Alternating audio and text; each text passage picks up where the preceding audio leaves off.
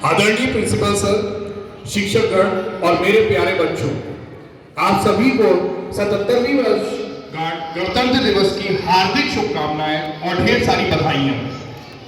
26 जनवरी वो तारीख है जिसे भारतवासी कभी नहीं भुला सकते। ये वो दिन था जब भारत लोकतांत्रिक गणराज्य बन गया।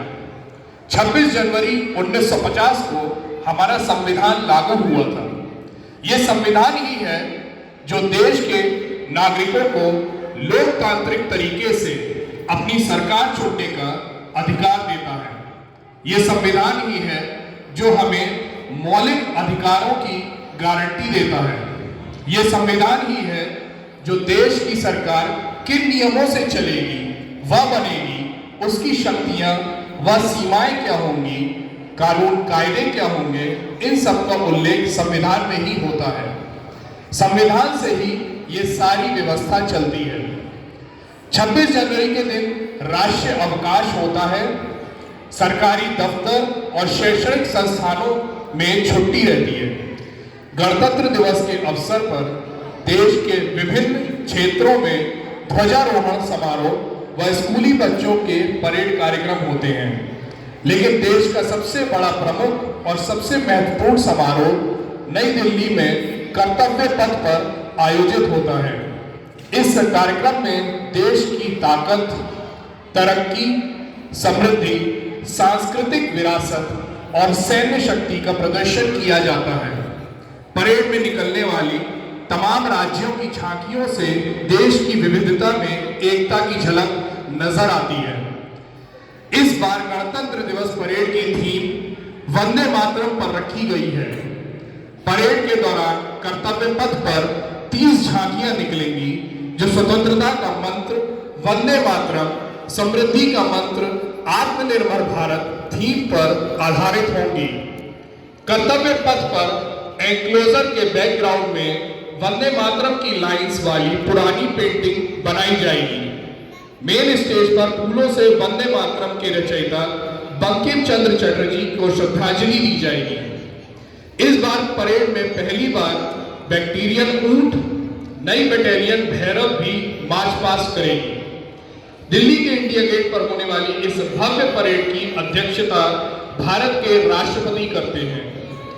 राष्ट्रपति ही तिरंगा फहराते हैं। हर वर्ष इस परेड का कोई मुख्य अतिथि भी होता है। 29 जनवरी को बीट्रीटिंग रिट्रीट सेरेमनी के साथ गणतंत्र दिवस समारोह का समापन होता है।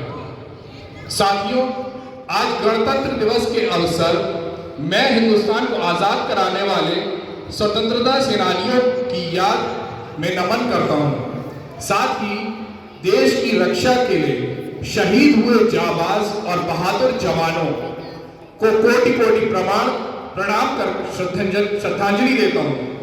ये कृतज्ञ राष्ट्र आज इन सभी को याद कर रहा है। गणतंत्र दिवस के अवसर पर शौर्य का प्रदर्शन करने वाले सैन्यकर्मी, पुलिसकर्मी, नागरिकों और बच्चों को वीरता पुरस्कार भी दिए जाते हैं।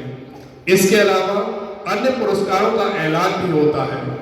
साथियों, हमारे देश ने आजादी के बाद विज्ञान, तकनीक, शिक्षा, मनोरंजन क्षेत्र में इतनी तरक्की कर ली है कि दुनिया हमारी तरफ देख रही है।